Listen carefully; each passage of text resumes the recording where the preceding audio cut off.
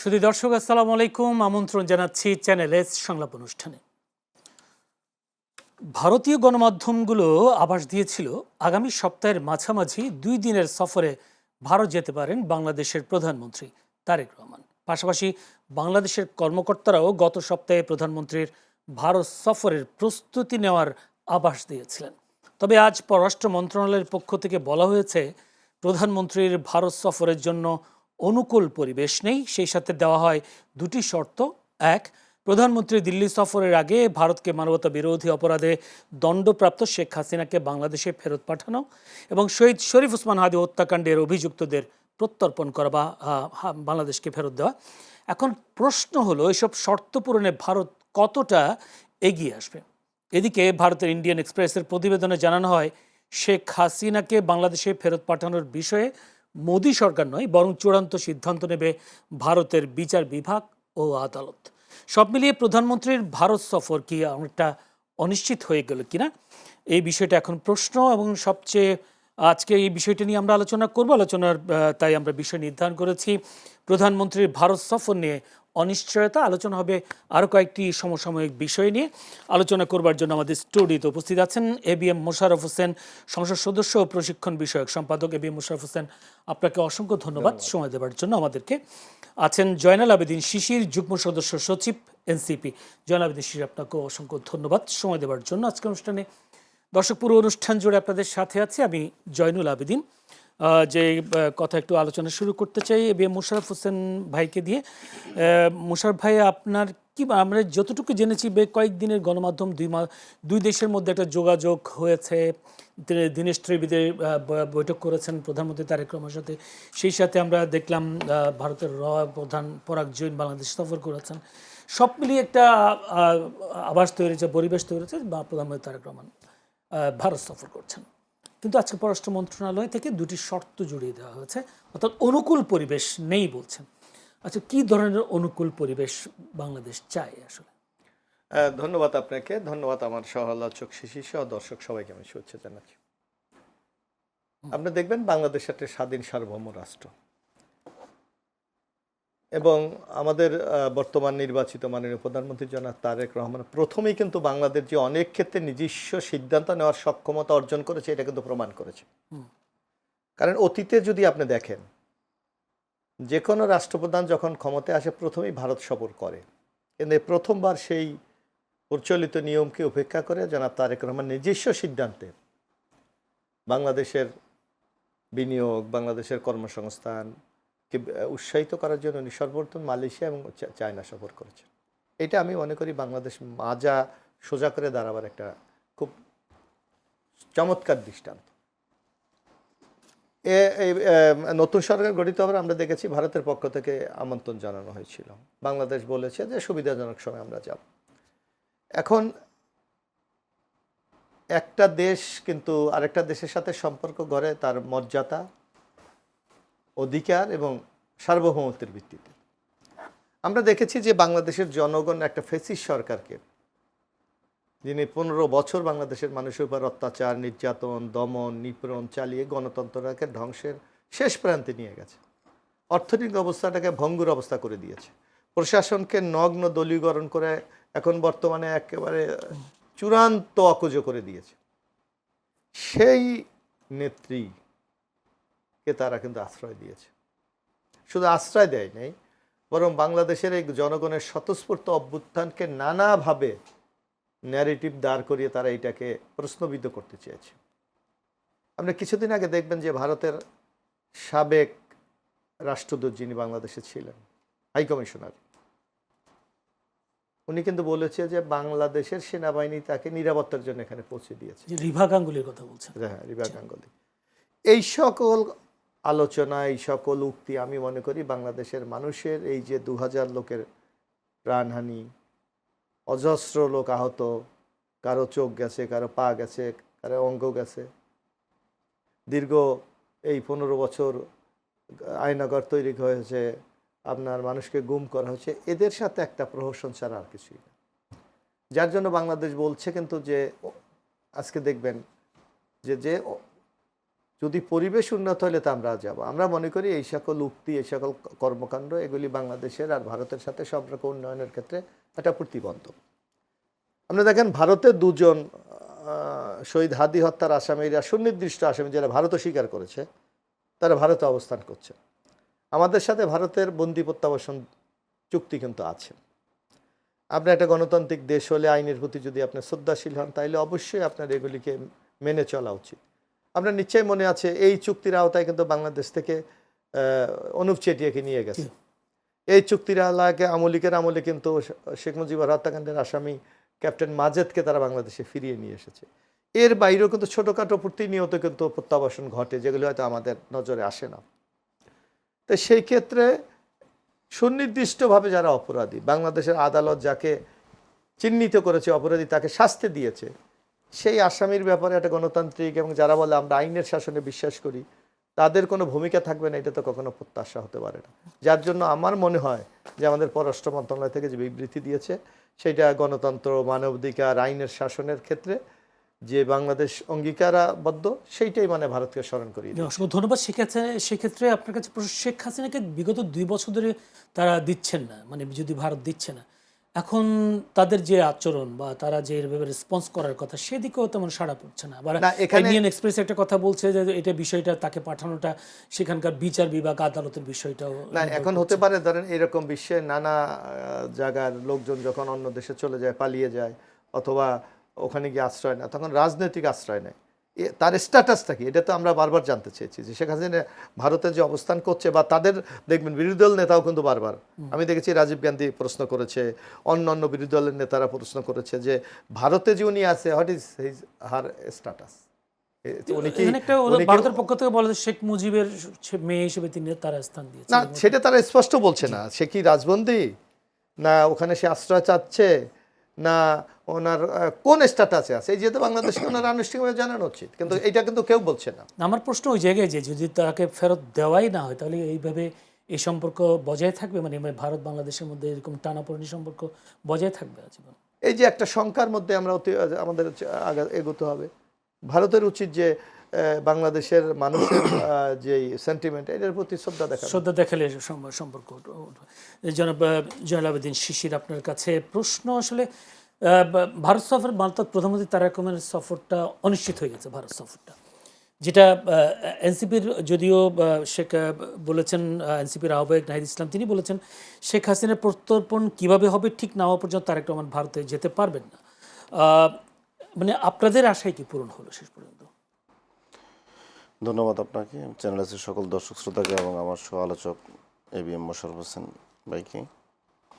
দেখেন, আমরা শুরু থেকে বলেছি বাংলাদেশের সাথে পৃথিবীর যে দেশে সম্পর্ক করুক, বন্ধুত্ব করতে আসুক, তাহলে তার ন্যায্যতার ভিত্তিতে করতে হবে। বিগত 54 বছর তো আমরা আমাদের প্রতিবেশী, এমন এক প্রতিবেশী পাইছি যে প্রতিবেশীর দ্বারা নির্যাতিত, নিপীড়িত এবং সবসময় ভয় মানে আশঙ্কায় থাকি। তা আমরা ভাবলাম গত 17 বছরের তীব্রতা এত বেশি হয়েছে যে 5 আগস্টে মনে হয় তাদেরও কিছুটা মনস্তাত্ত্বিক পরিবর্তন আসবে ইন্ডিয়ার, যে না, আমরা বাংলাদেশে আসলে অনেক অন্যায় অপকর্ম করেছি, শেখ হাসিনাকে দিয়ে করিয়েছি, আমাদের অনুতপ্ত হওয়ার একটা সুযোগ আছে। কিন্তু আমরা খুবই একটা মানে হতাশ হলাম তাদের আচরণ দেখি। আপনি ভারত কিন্তু দেখেন পৃথিবীতে সে নিজেকে একটা গণতান্ত্রিক দেশ দাবি করে, ইন্টারন্যাশনাল আইনের প্রতি সে শ্রদ্ধাশীল সে দাবি করে, জাতিসংঘ সনদ মানে সে এগুলো বলে। কিন্তু দেখেন এই সকল কিছু কিন্তু সে এখানে ভায়োলেশন করেছে বাংলাদেশের বেলায়। প্রথমত হচ্ছে জাতিসংঘ সনদের 2-4 যে ধারা, এই ধারায় স্পষ্ট বলেছে অন্য একটি দেশের অভ্যন্তরীণ কোনো বিষয়ে, রাজনৈতিক কোনো বিষয়ে এবং তাদের উপর কোনো ধরনের প্রভাব সৃষ্টি হতে পারে এই ধরনের কোনো অভ্যন্তরীণ বিষয় হস্তক্ষেপ করা যাবে না। আপনি ইন্ডিয়া বিগত 54 বছর তো বাংলাদেশে হস্তক্ষেপ করেছি, 5 আগস্টের পরবর্তীতেও কিন্তু তার হস্তক্ষেপ থামে নাই, বরং এখন কেন জানি মনে হচ্ছে তার আর একটু প্রতিশোধ পরায়ণ হস্তক্ষেপের চিন্তা করছে। কিছুদিন আগে আপনি দেখেছেন এই যে ভারতের একটা জঙ্গি সংগঠন স্বাধীন বঙ্গভূমি করবে বাংলাদেশের 6টি জেলা সহ নিয়ে। এই যে বাংলাদেশের এখানে সার্বভৌমত্বকে অস্বীকার করা, এই ইন্টারন্যাশনাল আইন ভায়োলেশন করা, ভারতের মাটি ব্যবহার করে, এগুলো তো কোনোভাবে আপনার বন্ধুত্বের লক্ষণ না। বরং আপনি বলতেন পায়ে পা দিয়ে উস্কানি সৃষ্টি করা বা বাংলাদেশের বিরুদ্ধে একটা মানে অনিবার্য একটা যুদ্ধ চাপিয়ে দেওয়া, একটা পরিস্থিতি তৈরি করে দেওয়া। এই যে ধরেন আপনি সে পুশব্যাক করছে, সীমান্ত হত্যা করছে, প্রত্যেকটা জায়গায় সে কিন্তু আন্তর্জাতিক আইন লঙ্ঘন করছে। সে কোনোভাবে আন্তর্জাতিক আইনের প্রতি বিন্দুমতো শ্রদ্ধা দেখাচ্ছে না। ভারতের আইন বা পৃথিবীর কোনো আইনে কি আছে সীমান্তে মানুষ হত্যা করার সুযোগ আছে? ধরেন সে চোরাচালান করছে, তারপরও তার বিচার না করে আপনি এক্সট্রা জুডিশিয়াল কিলিং করতে পারেন? ভারত দেখাতে পারবে তার সাংবিধানিকভাবে এই সেই কাজটা বৈধ করছে, করে যাচ্ছে। সে আমাদের রংপুর বিচ্ছিন্ন করে নেবে, তার এখানে চিকেন নেকের সরু রাস্তাটা সে অনেক মোটা করবে 7 টিকানোর জন্য। এই ধরনের অযাচিত হস্তক্ষেপ সে করে যাচ্ছে, নিয়মিত উস্কান দিয়ে যাচ্ছে। এখন এটা যদি কোনো একটা প্রতিবেশীর আচরণ হয়, এটা আপনি মনে করবেন যে এই প্রতিবেশী হচ্ছে আপনার ওই যে ফিলিস্তিনের জন্য যে ইসরায়েল যে প্রতিবেশী, ঠিক আমাদের সাথে একই আচরণ করছে। যে এই প্রতিবেশী থাকলে আর আপনার পৃথিবীতে আর শত্রুর দরকার হয় না। সেই যে সবসময় তো মানুষ বলে যে বন্ধু পরিবর্তন করা যায় কিন্তু প্রতিবেশী পাল্টানো যাবে না। এখন আপনার এই কথাটা সত্য, কিন্তু এই কথাটা এই বাক্য শেষ করে দেওয়া যাবে না, বাক্যটা আরো বড় করতে হবে। এখানে বাক্যটা ফুল স্টপ মানে শেষ করা উচিত না। আপনি পৃথিবীতে যত মানে দ্বন্দ্ব সংঘাত দেখবেন বেশিরভাগই প্রতিবেশীর সাথে হয়। আপনি ভিয়েতনামের সাথে চায়নার সংঘাত চলতেছে না, অনেক মনস্তাত্ত্বিক দ্বন্দ্ব চলতেছে না? আমেরিকার সাথে মেক্সিকো চলতেছে না? চলতেছে কি না? আফগানিস্তান পাকিস্তানের সাথে চলতেছে না? আফগানিস্তানের সাথে ইরানের চলতেছে না? তাহলে ইন্ডিয়ার সাথে তো আমাদের চলবে, এটা স্বাভাবিক। কারণ প্রতিবেশী আপনার হক নষ্ট করে, প্রতিবেশী আপনার ভূমি দখল করে, প্রতিবেশী আপনার ঘর থেকে আপনার উচ্ছেদের চেষ্টা করে, আপনার ঘরে আগুন দেয়। এগুলো তো আমাদের বলতে হবে। প্রতিবেশী চেস করতে পারবো না, কিন্তু প্রতিবেশী দ্বারা নিপীড়িত হবো, আমি করতে পারবো না, প্রতিবাদ করতে পারবো না, সম্মানের সাথে বেঁচে থাকার চেষ্টা করতে পারবো না, এটা তো হইতে পারে না। এখানে আমি আপনার যে জিনিসটা বলি, শেখ হাসিনার ব্যাপারে যেটা হচ্ছে, ইন্ডিয়া এখন মনে করছিল বাংলাদেশের রাজনৈতিক অস্থিরতাটা তারা কোনোভাবে এখানে আরও বাড়ানো যায় কিনা। কিন্তু আমরা মনে করি বাংলাদেশ অ্যাজ এ মানে গভর্নমেন্ট, তারেক রহমান যদি বাংলাদেশের মানে, আমরা তো মনে করি উনি যে ইন্ডিয়ার সাথে যে আজকে যে অ্যাপ্রোচ দেখিয়েছেন, এটা নিঃসন্দেহে একটা জাতীয় ঐক্য হয়েছে। যদি তারেক রহমান এই ধরনের সঠিক পদে থাকেন, বাংলাদেশের সকল মানুষই ওনাকে অন করবে।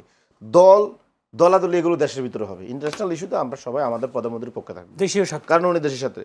এখন যদি উনি এই ধরনের সন্ত্রাসী শেখ হাসিনার মতো সন্ত্রাসীকে বাংলাদেশে নিয়ে আসতে না পারেন, তাহলে এটা তো আমাদের সামগ্রিক ব্যর্থতা হবে। আমরা তো চাইবো না কিন্তু ব্যর্থ হোক।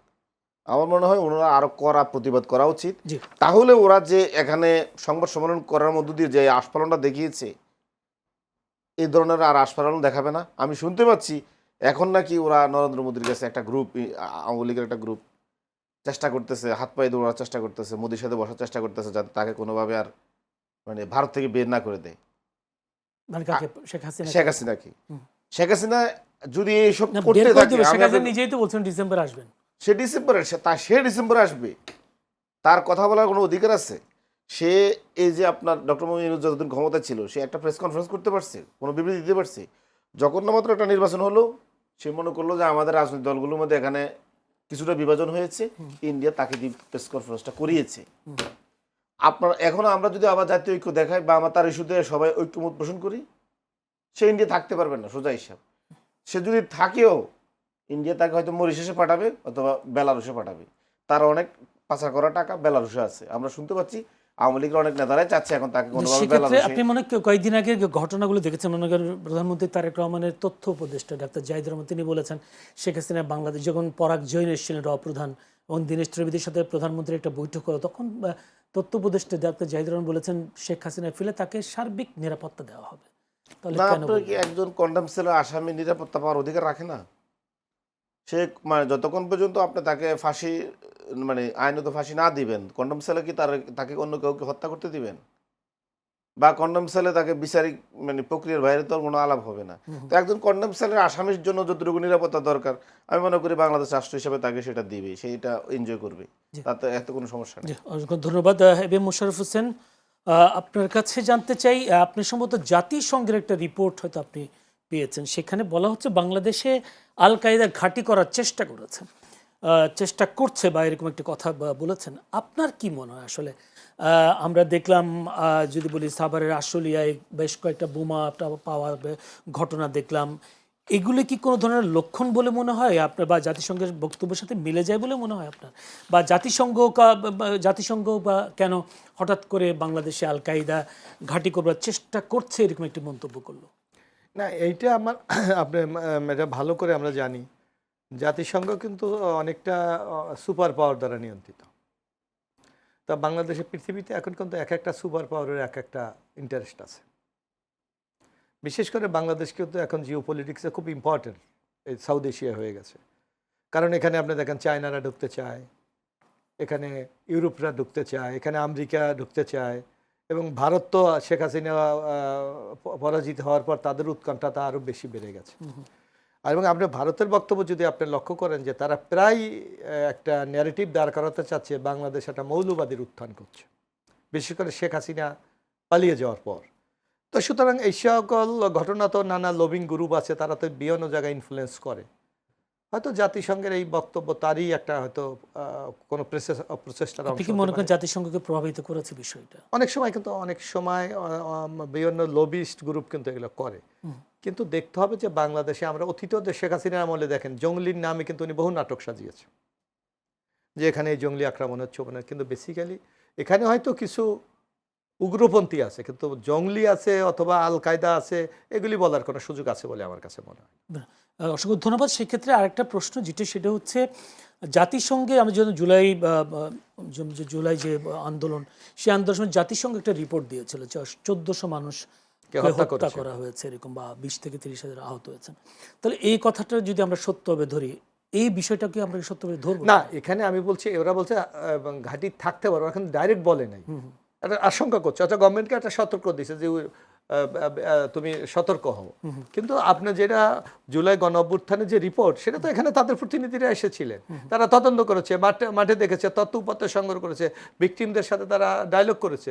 সুতরাং ওইটার সাথে আর এই কমেন্টের সাথে কোনো মিল আছে বলে আমার কাছে মনে হয়। তাহলে তারা এখন যেটা বলছে, তাহলে এটা তারা মনে হয় প্রতিনিধি পাঠায় এটা মানে কিংবা অন্য কোনো দেশের প্রভাবিত হয়ে এইটা আমার মনে হয় এটা বাংলাদেশকে তারা একটা ওয়ার্নিং দিয়েছে যে আপনি বি কেয়ারফুল হন, অথবা কোনো ষড়যন্ত্র হয়তো তারা বুঝতে পেরেছে যার কারণে বাংলাদেশকে সতর্ক করতে পারে। জি, সেক্ষেত্রে আপনারা যে আশুলিয়ায় যে ঘটনাগুলো ঘটছে, সাভার আশুলিয়াতে বোমা পাওয়া যদি বলি, গত মঙ্গলবার সন্ধ্যা 6:30টায় হেমায়তুল শ্যামপুর একটি বাসায় অভিযান যায়, 13টি পাইপ বোমা উদ্ধার, এবং 30 জুলাই আশুলিয়া চারবা একটি মুদি দোকানে ফেলে যাওয়া ভ্রাম্যমাণ বিশেষ কায়দায় তৈরি প্রেস কুকার বোমা এটা আল কায়দা কেন? আমরা যদি বলি এটা পরাজিত ফেসিস শেখ হাসিনার অর্থায়ন, তাদের কাছে প্রচুর অবৈধ অর্থ আছে, এবং তারা কত লোক আপনি বাংলাদেশ থেকে পালিয়ে গেছে, মোর দ্যান 20-30 হাজার লোক, আর সবই তো বাংলাদেশের মধ্যে আছে। তারা দেশকে অস্থিতিশীল করতে হ্যাঁ, চায়। অবশ্যই তাদের তো পুলিশের interest একটা আছে। বক্তব্য আছে যে শিল্পাঞ্চল অধ্যুষিত সাভার আশুলিয়াকে অস্থিতিশীল করতে ভারতে অবস্থান করে সাবেক সংসদ সদস্য মোহাম্মদ সাইফুল ইসলাম কলকাঠি নাড়ছেন বলে অভিযোগ করেছেন। হতে পারে, নানা ক্ষেত্রে হতে পারে। যেমন আমি আজকে বলি,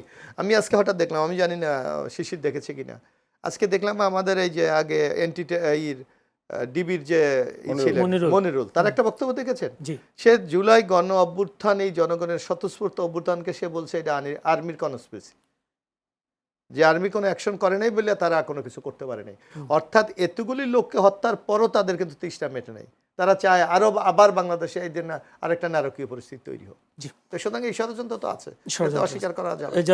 জনাব দিশিসে, আপনি কোনো ষড়যন্ত্র দেখেন কিনা যে বাংলাদেশে আল কায়দা ঘাঁটি করবে এরকম একটা কোনো, আপনি কোনো ষড়যন্ত্র মনে করেন কিনা, কিংবা কোনো আমি অনেক আগে বলেছি, ভারত বাংলাদেশকে অস্থিতিশীল করতে চায়, সেটা হিন্দু জঙ্গি গোষ্ঠী দ্বারা, মুসলমান কোনো জঙ্গি গোষ্ঠী দ্বারা, এবং শ্রীলঙ্কার তামিল টাইগার স্টাইলে কোনো জঙ্গি গোষ্ঠী গঠন করে। আপনার মনে থাকার কথা, শ্রীলঙ্কায় গৃহযুদ্ধ বাধায় কিন্তু ভারত, এই যে তামিল টাইগারদেরকে প্রশিক্ষণ দিয়ে প্রথম তারাই। এখন বাংলাদেশের ছাত্রলীগ যুবলীগ সব ইন্ডিয়ায় আছে, তারা নিঃসন্দেহে বসে নাই। আমরা খবর পাচ্ছি তারা ভারতের বিভিন্ন জঙ্গি গোষ্ঠী, যেন RSS একটা জঙ্গি সংগঠন, হিন্দু আদর্শবাদী জঙ্গি সংগঠন, তাদের আদর্শ উজ্জীবিত হয়ে আওয়ামী লীগ, ছাত্রলীগ, যুবলীগেরা RSS প্রশিক্ষণ নিচ্ছে, এবং তারা কিন্তু আগেও নিয়েছে এগুলো। এখন দেখেন আপনার বাংলাদেশের যে ডানপন্থী যে জঙ্গি সংগঠনগুলো, এই জঙ্গি সংগঠনগুলোর সাথে যোগাযোগ কিন্তু সাধারণত হচ্ছে আফগানিস্তান তার সাথে। আপনি সম্প্রতি খেয়াল করলেন আফগানিস্তানের এই মন্ত্রীদের ইন্ডিয়া সফর, ইসরায়েলের মোসাদের ইন্ডিয়া বৈঠক, এই ত্রিপক্ষীয় বৈঠকের কিন্তু নিউজ কিন্তু গণমাধ্যমে এসেছে এবং পাকিস্তানের অনেক গণমাধ্যম কিন্তু এগুলো প্রকাশ করেছে। তারা একটা নতুন করে নেক্সাস গড়ে তুলছে। এই পাকিস্তানেও কিন্তু বোমা হামলার ঘটনা ঘটছে, এর সাথে ইন্ডিয়া জড়িত। এবং বাংলাদেশেও দেখবেন যে কিছু কিছু এই আফগান ধারার কিছু লোকজন এবং ইন্ডিয়া ফান্ডেড তারা, বাংলাদেশে কিন্তু একটা আফগান ধারার একটা গোষ্ঠী আছে, তাদেরকে কিন্তু এখন ইন্ডিয়া ফান্ড করতেছে। এই ধরনের কিছুটা আমাদের সতর্ক থাকতে হবে এই জায়গায়, কারণ আপনি একটা দাড়ি টুপি থাকলে এটা এন্টি ইন্ডিয়ান ভাবা যাবে না। বাংলাদেশ যেটা হচ্ছে দাড়ি টুপি আছে কিন্তু সে হচ্ছে আফগানপন্থী, এখন কিন্তু সেই ইন্ডিয়ার এলাই, এটা কিন্তু আপনাকে বুঝতে হবে। কারণ এখন ইন্ডিয়া আর আফগানিস্তান খুব খুব সখ্যতা পাকিস্তানের বিরুদ্ধে, বাংলাদেশের বিরুদ্ধে। এর জন্য এটাতে সরকার দেখতে হবে যে এখানে এই ধারার লোকজন আছে কিনা। দ্বিতীয়ত হচ্ছে আপনি দেখেন 1 থেকে 6 পর্যন্ত যে বাংলাদেশে জঙ্গি আক্রমণ হয়েছে, বিশেষ করে একদিনে 63 ডিস্ট্রিক্টে যে বোমা হামলা, এগুলো কারা করেছে? ইন্ডিয়া নিয়ন্ত্রিত জঙ্গি সংগঠন করেছে। এছাড়াও পাকিস্তানের যে নিয়মিত জঙ্গি অ্যাটাকগুলো দেওয়া হচ্ছে, সবগুলো হচ্ছে কিন্তু দেখবেন ইন্ডিয়া নিয়ন্ত্রিত জঙ্গি সংগঠন। এবং আপনি কাশ্মীরে যদি দেখেন ইন্ডিয়া নিয়ন্ত্রিত জঙ্গি সংগঠন, ওই যে আপনার এখন যে বেলুচিস্তান স্বাধীনতার জন্য যে ফান্ড করে ইন্ডিয়া, এই জঙ্গি সংগঠনগুলো কিন্তু আপনার ইন্ডিয়া নিয়ন্ত্রিত। সুতরাং বাংলাদেশে যদি কোনো ডানপন্থী হোক বামপন্থী হোক, যত জঙ্গি সংগঠন আছে আপনি ধরে নেবেন এগুলো হচ্ছে ইন্ডিয়া নিয়ন্ত্রিত এবং ইন্ডিয়া ফান্ড করে এগুলো। এখন এরা কেন করে? এরা এখন দেখতেছে গণতান্ত্রিকভাবে এরা আর কোনোভাবে আওয়ামী লীগকে এখানে জনগণের সামনে আনতে পারতেছে না। আওয়ামী লীগ গণতান্ত্রিকভাবে পরাজিত, বিতাড়িত, অভিশপ্ত। তাহলে এখন কি করতে হবে? তাহলে বাংলাদেশে বিভিন্ন ধরনের জঙ্গি সংগঠন পাঠাইতে হবে, ইন্ডিয়া থেকে রিক্রুট করবে, অনলাইনে কোর্স করাবে।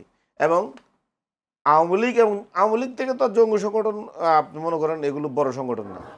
আপনি যদি বিগত 17 বছর আওয়ামী লীগের হাতে যত লোকজন মানে গুম খুন নির্যাতন নিপীড়নের শিকার হয়েছে, জঙ্গি সংগঠন তারা কি এত বেশি হয়েছে নাকি? জঙ্গি সংগঠনও কিন্তু আমি মানে আওয়ামী লীগ থেকেও ভালো মনে করি।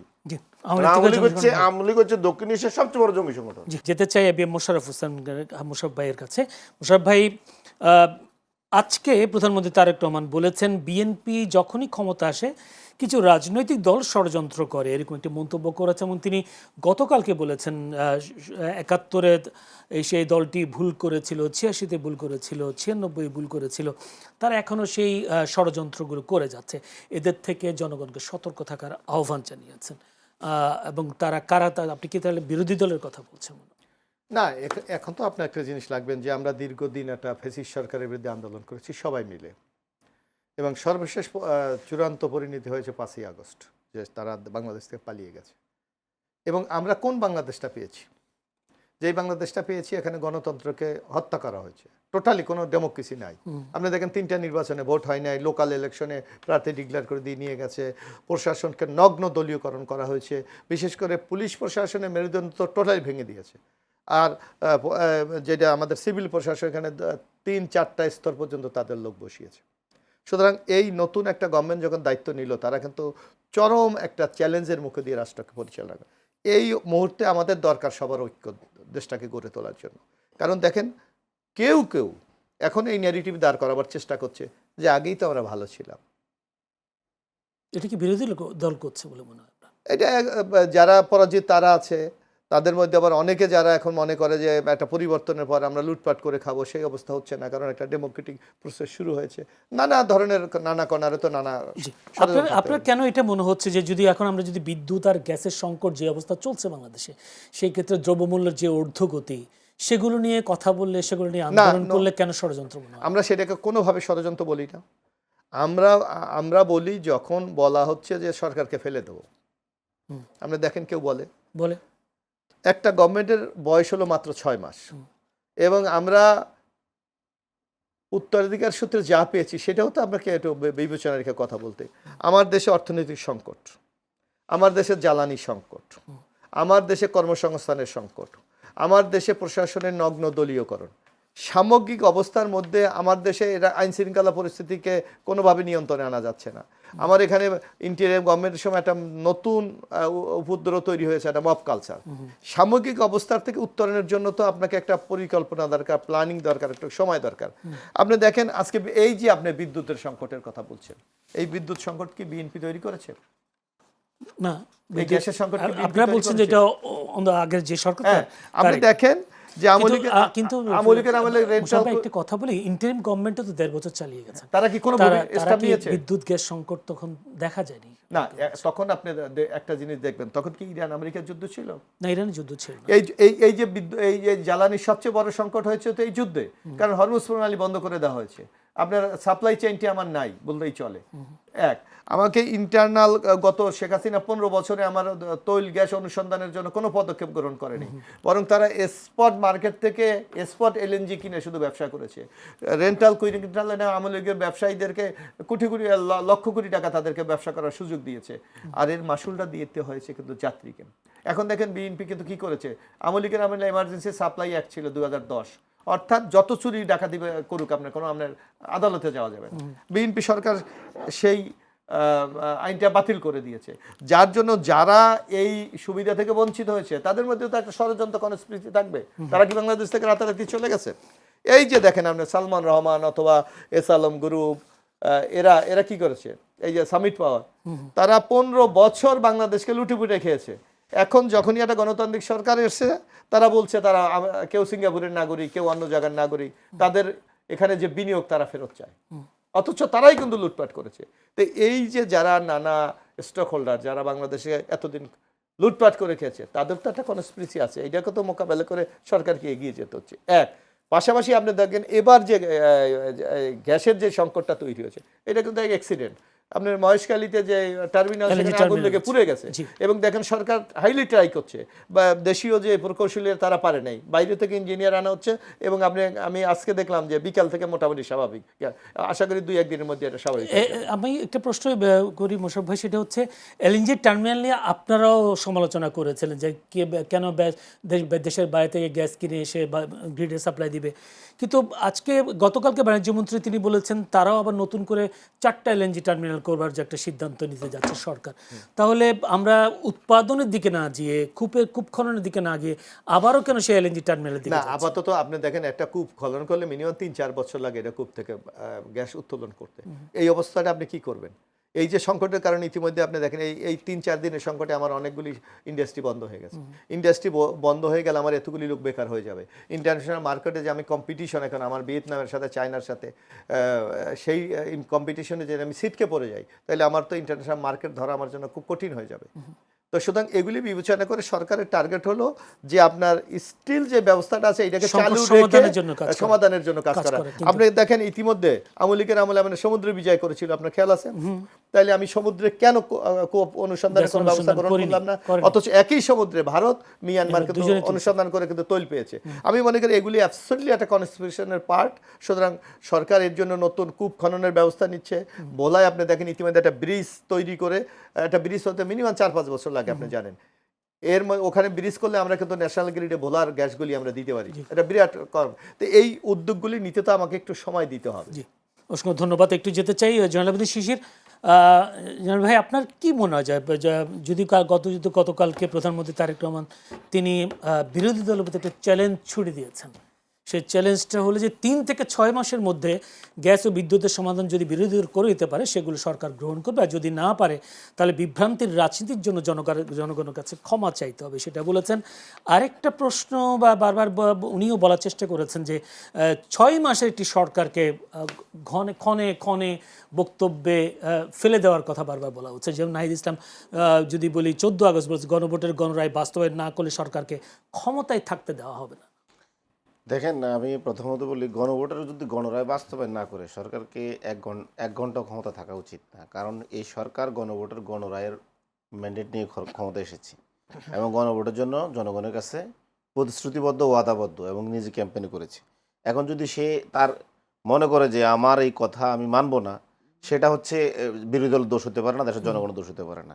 কিন্তু তার যদি প্রতিশ্রুতি সে রক্ষা করাটা মানে ডে 1 থেকে না, মানে 1 আওয়ার থেকে হওয়া উচিত ছিল, সেটা করে না। 6 মাস পার হয়ে গেছে। হ্যাঁ, তো 6 মাস সে প্রতিশ্রুতি লঙ্ঘন করেছে, তাহলে তাকে এই জায়গায় আমরা অ্যাকাউন্টেবল করব। দ্বিতীয়ত বারবার বলছেন 31 দফার যত আছে সবগুলো তারা প্রতিশ্রুতি বাস্তবায়ন করেছে। আমি আপনাকে তিনি বলেছেন শতভাগ 6 মাসে যে প্রতিশ্রুতি ছিল সেগুলো পূরণ করেছে। বিএনপি কথায় কথায় যখন বলে যে আমরা মানে জুলাই সনদের একদম দাড়ি কমা অক্ষর বাস্তবায়ন করব, কেউ আগ বাড়িয়ে বলে যে একদম মদিনা সনদ বাস্তবায়ন করব ভোটের আগে, আর বাস্তবে হচ্ছে কিছুই বাস্তবায়ন করে না, সম্পূর্ণ উল্টা, এবং উল্টা বগুড়া সনদটা বাস্তবায়ন করে না। আমি আবার মজা করে রাষ্ট্র মেরামতের 31 দফার বগুড়া সনদ বলি, কারণ বগুড়ার কৃতি সন্তান বর্তমান প্রধানমন্ত্রী এটা ঘোষণা করছে। তো এটা যদি বাস্তবায়ন করতো 70-80% সমস্যার সমাধান হইতো। দেখেন আপনারা এগুলো একটা বাস্তবায়ন করতেছে না। এই যে এনার্জি নিয়ে বিএনপি কিন্তু রাষ্ট্র মেরামতের 31 দফা বলেছে সে অলিগারদেরকে এখান থেকে বিতাড়িত করবে। আজকে আমরা কি দেখতেছি, অলিগারদের হাতে বাংলাদেশের মানে এনার্জি সেক্টর দিয়ে দেওয়া হচ্ছে। এটা কি আপনি মনে করেন ওই ইউক্রেন আর মানে মানে ইউক্রেন আর মানে আপনার রাশিয়ার যুদ্ধের প্রভাব, নাকি ইরান আর আমেরিকার যুদ্ধের প্রভাব? এটা তো আপনি কৃত্রিমভাবে তৈরি করতেছেন। মোশাররফ ভাই বললো যে আসলে কৃত্রিমভাবে তৈরি করছে, মানে যে আপনি এই প্রাইভেট সেক্টরে এগুলো দিয়ে দিচ্ছেন, দিয়ে দিলে তো তারা কৃত্রিমভাবে বাজারের উপর প্রভাব বিস্তার করবে। কারণ আপনার তো এই যে আপনার এলপিজিটা তো আমাদের প্রাইভেট সেক্টরে দেয়া না।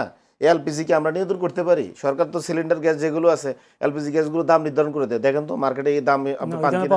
ওই তার মানে কি পাইভেট সেক্টর আপনার জীবনও কন্ট্রোল করতে পারবেন না। আর এই ধরনের মাফিয়াদের হাতে দিলে, যারা বাংলাদেশে মানে এই ধরনের মাফিয়াগিরি করে চলে, আপনি এদেরকে আবার নিয়ন্ত্রণ করবেন পারবেন না। দেওয়ার জন্য সিদ্ধান্ত হয়নি তো এখনো। হয়নি, এখন তো কিছুটা মানে পিছপা হচ্ছে। দ্বিতীয়ত বলা হচ্ছে যে ধরেন আপনার এখানে আমাদের দেশীয় যে গ্যাস ক্ষেত্রগুলোতে আমরা মানে দেখেন আমরা বিএনপিকে 12 বলি যে 5 আগস্টের পরবর্তীতে মানুষের প্রত্যাশা কিন্তু অন্যরকম। এটা আপনার গতানুগতিক গভর্নমেন্টের মতন চিন্তা করলে হবে না। এখানে মানুষ কিন্তু কোনোভাবে এটা মেনে নেবে না। আপনি 2018 সালের আগে বাংলাদেশ বাইরে থেকে কোনো গ্যাস আমদানি করে নাই। 18 সালের পর থেকে শেখ হাসিনা বাংলাদেশকে এমন পরিমাণে মানে এনার্জি ইনসিকিউরিটি মানে ভোগাইছে, এখন আমাদের প্রায় 40% গ্যাস বাইরে থেকে আমদানি করা লাগে। আপনি চিন্তা করতে পারেন 18 সাল থেকে 26 সাল পর্যন্ত আমাদের 23 বিলিয়ন টাকা চলে গেছে শুধু বাইরে থেকে গ্যাস আমদানি করার জন্য। 23 বিলিয়ন ডলার। যদি আমরা এর 1 ভাগ টাকাও যদি আমাদের এই কূপ খননে ব্যবহার করতাম, তাহলে আমাদের কোনো গ্যাস আমদানি করার প্রয়োজন ছিল না। এখন আমার কথা হচ্ছে বিএনপি কি আসলে 6 মাসের মধ্যে এমন কোনো দৃশ্যমান মানে কাজ দেখাইতে পারছে যে কূপ খননের জন্য? দেখাইতে পারবে না, মুখে বলতেছে। কিন্তু দেখাক তাহলে মোশাররফ বাইরে যে আমরা এত পরিমাণ টাকা ব্যয় করতেছি সেজন্য কূপ খননের জন্য, তা বাংলাদেশে কোনো গণমাধ্যমও দেখাইতে পারবে না। কারণ করছে না। কেন করছে না? কারণ বাইরে থেকে যখন এলএনজিটা আমদানি করতে পারবে বা এই ধরনের আপনার ফসিল ফুল আমদানি করতে পারবে, এখানে প্রচুর পরিমাণ কমিশন খেতে পারবে। এখন এই অলিগাররা কিন্তু আগের অবস্থাটা আছে। এখন আমি আপনাকে বলি, এই যে কমিশনটা নিয়মিত খাইতে পারবে, কারণ আমদানি তো নিয়মিত হবে। কিন্তু যদি দেশীয় কূপ থেকে আপনি একবার এই টাকাটা ব্যয় করে খনন করে ফেলেন, এখানে কিন্তু আর খাওয়ার সুযোগ কম, এখানে খাইতে পারবে না। অনেকে বলে যে আমাদের দেশীয় কূপ খনন করার জন্য সক্ষমতা আছে, এমন সক্ষমতা আছে বিধেয় তো আমরা পাচ্ছি। আমরা সক্ষমতা দিয়ে তো 18 সাল পর্যন্ত করতেছি, এখনো তো আমাদের কিছু গ্যাস আসতেছে নিজস্ব কূপ থেকেই, তার মানে সক্ষমতা আমাদের আছে। দ্বিতীয়ত হচ্ছে বাংলাদেশ, এই যে মোশাররফ ভাই যেটা বললো যে আমাদের তো এখানে মিয়ানমার অলরেডি অনেক গ্যাস মানে ইয়ে করছে, বলাতে আমাদের মিনিমাম এখন 7 থেকে 8 TCF গ্যাস বাংলাদেশে আছে। এই গ্যাসটা আমরা কেন নিচ্ছি না? না না, ওনা তো যোগাযোগ না। এখন আমরা তো উদ্যোগটা তো আগে নেয় নাই শেখ হাসিনা। এর মানে আপনি এখন আপনিও বসে থাকবেন ওই সিস্টেমে, অলিগার সিস্টেমে না, কারণ দেশের থেকে উৎপাদন গুলো তো এখানে কমিশনের ব্যবস্থা নাই। দ্বিতীয়ত হচ্ছে আপনি দেখেন, তার মানে কি আওয়ামী লীগের মতো বিএনপি একই পথে হাঁটছে? একই পথে হাঁটছে, কোনো ব্যতিক্রম না, কিন্তু মুখে করতে বলতেছে অন্যটা। আপনারা আসেন, এই যে প্রধানমন্ত্রী বললো যে রিনিউয়েবল এনার্জির দিকে যাবে, আপনি দেখেন তো 6টা মাসে রিনিউয়েবল এনার্জির জন্য বিএনপির কার্যকর কোনো পদক্ষেপ। আপনি যদি সরকারি অফিস আদালত এবং প্রাইমারি স্কুলের ছাদেও যদি আপনার সোলার প্যানেল দিতেন, আমাদের 5 থেকে 7 হাজার মেগাওয়াট বিদ্যুৎ আসে। 3 মাসে লাগার কথা ছিল না। এটা কেন, এটা কেন করে নাই? আপনার তো এখানে আলাদা জমিও দরকার নাই, জাস্ট মানে আপনার সোলার প্যানেলগুলো বসাই দিবেন। আছে উদ্যোগ আছে না, কারণ আপনি রিনিউয়েবল থেকে তো আবার কমিশন খাইতে পারবেন না।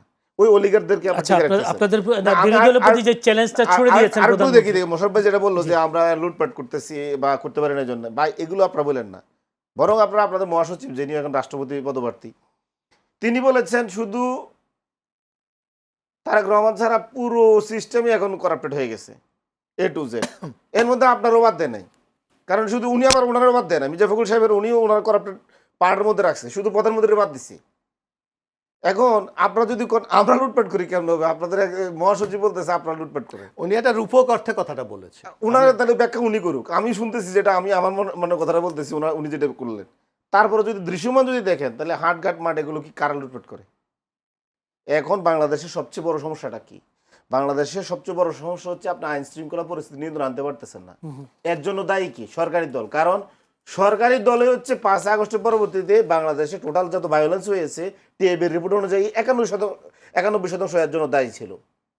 তার মানে সরকারি দল যদি তার আচরণ এবং স্বভাব ঠিক করে ফেলে বাংলাদেশের টোটাল আইন শৃঙ্খলা পরিস্থিতি 91% উন্নত হয়ে যাবে। সেক্ষেত্রে আপনাকে আপনার নতুন যে প্রশ্নটা করতে চাই, এখন আমি শেষ করতে সময় নেই, যে এখন যে আপনাদের প্রতি যে চ্যালেঞ্জটা ছুড়ে দিয়েছেন প্রধানমন্ত্রী তারেক রহমান, সেই চ্যালেঞ্জটা আপনারা নিচ্ছেন কিনা? ওনারা ছুড়ে দেওয়ার আগে তো আমরা পলিসি দিয়ে দিছি। নাহিদ ইসলাম স্পষ্ট করেছে আমাদের মানে 2 মাসের পরিকল্পনা, 3 মাসের পরিকল্পনা, 6 মাসের পরিকল্পনা। এটা এমন না যে আমরা নতুন করে এই এনার্জি সংকটে ভুগছি, পৃথিবীর বহু দেশ এগুলো ভোগে, এগুলো বড় কিছু না, বরং উনি অলিগারদের হাতে বন্দী। এবং অনেকে বলতেছে বিএনপি নির্বাচনের সময় বিভিন্ন অলিগাররা ফান্ড করছে, এই জন্য অলিগারদের এখন কাজ দিতে হবে, না হলে বিএনপি কেন ওদের কথা শুনতেছে, জনগণের মানে দুঃখ দুর্দশার দিকে তাকাচ্ছে না। বিএনপি যদি এই অলিগারদের থেকে না বেরোতে পারে তাহলে আপনারা আমি নিশ্চিত থাকেন আমরা শুধুমাত্র এখানে আওয়ামী লীগ মানে ব্যক্তি কয়েকজনকে এখানে তাড়িয়ে বা শেখ হাসিনাকে তাড়িয়ে এখানে এদেশের মানুষ ক্ষান্ত ব্যাপারটা না, ব্যাপারটা কিন্তু মানুষ কিন্তু ওই পুরাতন শাসন ব্যবস্থাকে কিন্তু মানুষ ছুঁড়ে ফেলে দিবে।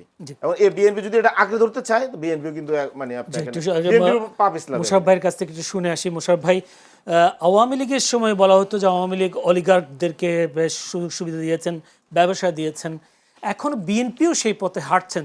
যে বলি জনাবদিন শিশির যে কথাটা বলছেন, শিশির যে কথা বলেছে, আমার মনে হয় 5 মাসে গভর্নমেন্ট এই ধরনের কোনো ডিল করেছে এরকম কোনো একটা চুক্তি এরকম কারোর সাথে হয়নি। তো সুতরাং ওনারা যে তথ্য দিচ্ছে টোটালি একটা সালাউদ্দিন সাহেবের ছেলেরে কি দিচ্ছে কোনো অভিজ্ঞতা ছাড়া, মানে আপনার 42,000 কোটি টাকা, এটা কিসের নিউজ? এটা কোনো ইয়ে আছে এই নিউজ? উনি নিজে বলছেন, কে? সালাউদ্দিন সাহেবের ছেলে। হ্যাঁ, কি বলছেন? উনি নিজে বলছেন আমি যেটা বলতেছি এটা আমি সৎভাবে করতেছি, এবং উনি যে টাকা দিয়ে আসতেছে কাজ করতেছে এটা তো উনি নিজে স্বীকার করছেন।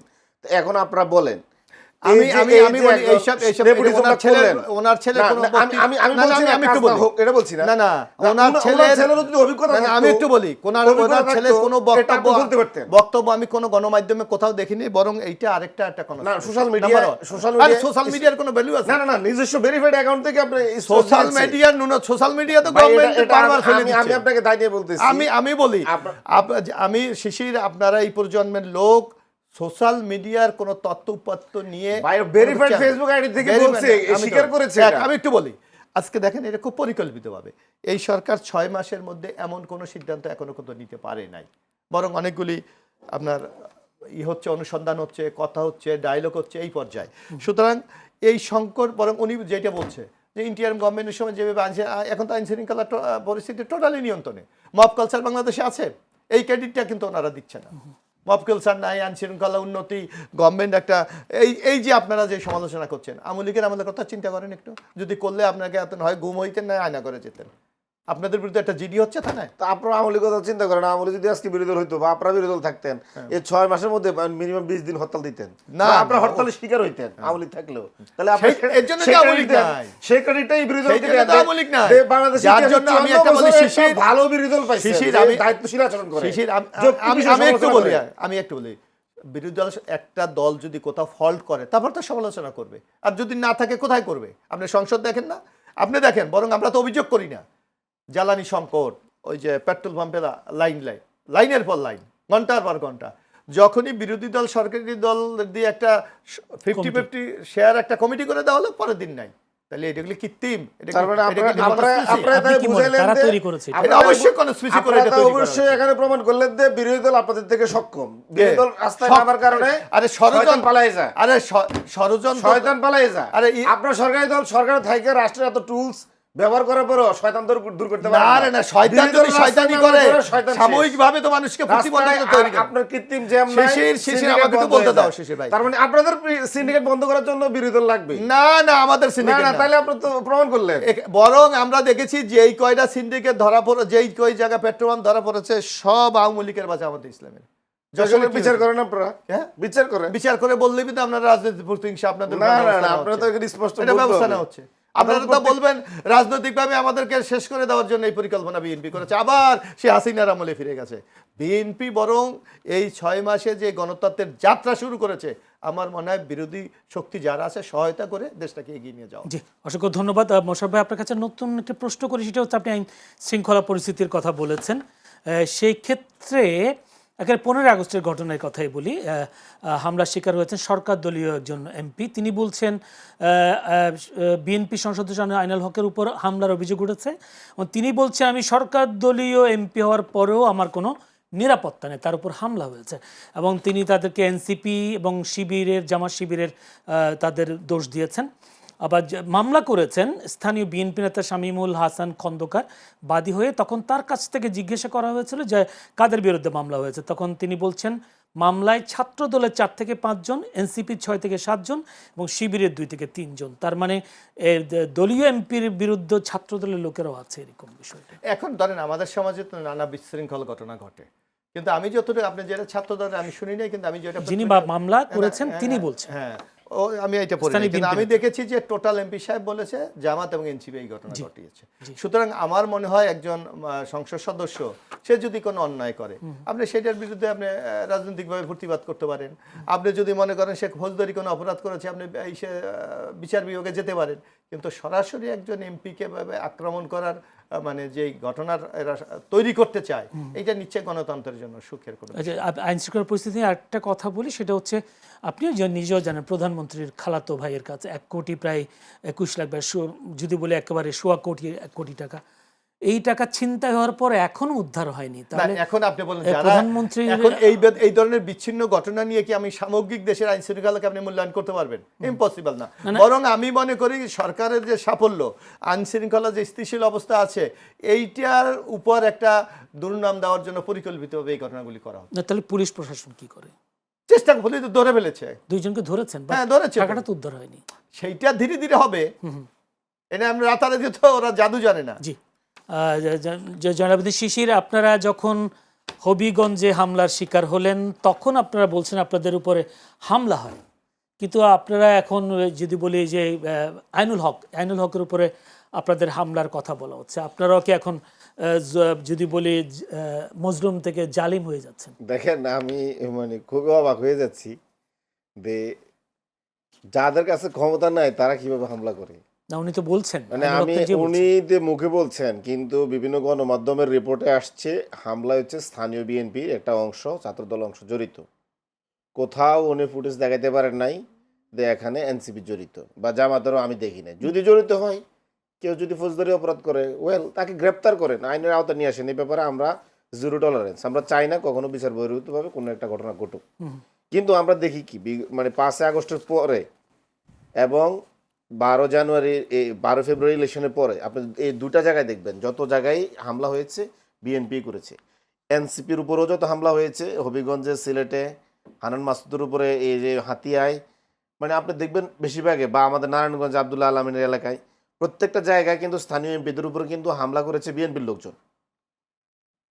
তো এখন আপনি দেখেন এছাড়াও জামাতের যে এমপিগুলো আছে, বিশেষ করে আপনি এই যে যশোরের গোলাম রসুল, বিএনপির লোকজন যে ওনার বাড়িতে পর্যন্ত অ্যাটাক করে আসে নাই, পরে দেখা গেল জিনিসটা না না না না এটা অবজেকশন। না না ওই যে মেয়ের ঘটনা, হ্যাঁ এটা লোকাল এই জায়গায় এটা টোটালি স্থানীয় ব্যাপার না, ওনারা বলেছে বিএনপি ইনফ্লুয়েন্স আছে।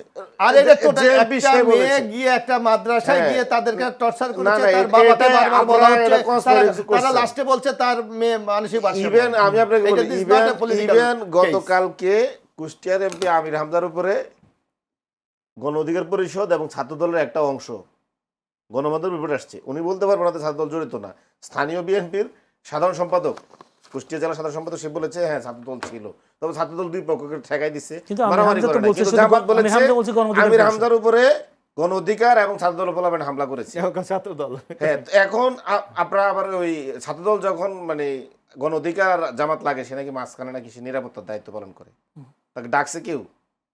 আমাদের স্পষ্ট আপনার কোন অধিকার দিয়ে এখানে আমির হামজার হামলা করেছেন, তার গাড়ি ভাঙচুর করছেন। না, আমির হামজা তো নিজেই বলেছেন আমি আপনাকে বলি, এই যে সরকারের একজন সহকারী আছে, উনি সারা বাংলাদেশে কোথায় হামলা আগে হবে না হবে সব তথ্য জানে। উনি বলেছেন নাসিরউদ্দিন পাটোয়ারিকে নিয়ে আপনারা সমাবেশ করিয়েন না, দেখবেন কোথাও হামলা হবে না। তার মানে হামলাটা সে জড়িত। এই আমির হামজা কিন্তু এই সহকারীর বিরুদ্ধে বলছে যে আমাকে হত্যা চেষ্টা করতেছে এই সহকারী। এই সহকারীকে ওনারা রাখছেন। আমার তো মনে হয় কোথাও একটা মনিটরিং সেল আছে এই ধরনের মৃদু ঘটনা ঘটানোর জন্য, বড় ধরনের ঘটনার জন্য, মাঝারি ঘটনা ঘটানোর জন্য। না না, আমার প্রশ্ন হচ্ছে যে আমির হামজা তো এটা দাবি করেনি, তিনি বলছেন গণ অধিকার পরিষদের নেতাকর্মীরা তার না উপর না একটা হামলা করেছেন। এখানে আমি এই বিষয়টা বলেছেন। লোকাল শিশির সবকিছু না আমি আপনাকে বলি, আপনি প্রথম আলো রিপোর্ট দেখেন, অন্য মিডিয়ার রিপোর্ট দেখেন, জামাত বলেছে এখানে স্পষ্ট এবং ওদের ব্যানারে লেগেছে যে গণ অধিকার এবং ছাত্রদল হামলার প্রতিবাদী বিক্ষোভ। আমি আচ্ছা, ব্যানার সংবাদ সম্মেলনে সংবাদ সম্মেলন ওই সংবাদ সম্মেলনটা আমি বিক্ষোভ দেখি করেছি। অবশ্য। আচ্ছা, শেষ প্রশ্ন আমার কাছে ছোট, আমার কাছে সময় নেই যদিও। মেঘনা আলম একটা পোস্ট দিয়েছেন, নাসিরুদ্দিন পাটোয়ারি তার কাছ থেকে একটু রাজনীতি শিখতে চাই, এরকম একটা তার বাসায় যেতে চান। আসলে নাসিরুদ্দিন পাটোয়ারি কি মেঘনা আলমের কাছ থেকে রাজনীতি শিখবে? আমি মনে করি রাজনীতি যদি কারো কাছে শেখার মানে কিছু থাকে, যে কেউ যে কাছ থেকে শিখতে পারে, এটা সমস্যা না। তো মেঘনা আলমকে আসলে বলেছেন না? আমি এগুলো জানি না এবং আমি খুব একটা চেষ্টা করি না এগুলো জানার জন্য। তবে আমি মনে করি শিখার তো মানে বয়স নাই এবং শেষ নাই। যে কারো থেকে আমার শিখার কিছু থাকলে শিখি, এটা এবং সমস্যা না। আচ্ছা, শিখতেই হবে আমাদের। অসংখ্য ধন্যবাদ। আমার কাছে সময় শেষ। দুজন অতিথি আছেন আমাদের সাথে, ছিলেন এবিএম মোশাররফ হোসেন, সংসদ সদস্য প্রশিক্ষণ বিষয়ক সম্পাদক বিএনপি, ছিলেন জয়নাল আবেদীন শিশির, যুগ্ম সদস্য সচিব এনসিপি। দুজনকে অসংখ্য ধন্যবাদ। দর্শক, আপনারা ধৈর্য ধরে আমাদের আজকে এই অনুষ্ঠান দেখবার জন্য আপনাদেরও প্রাণডালা অভিনন্দন, শুভেচ্ছা জানাচ্ছি। সেই সাথে আগামীকাল একই সময়ে চ্যানেলের সংলাপ অনুষ্ঠান দেখার আমন্ত্রণ জানিয়ে আজকের মতো এখানেই শেষ করতে চাই। ভালো থাকবেন সবাই।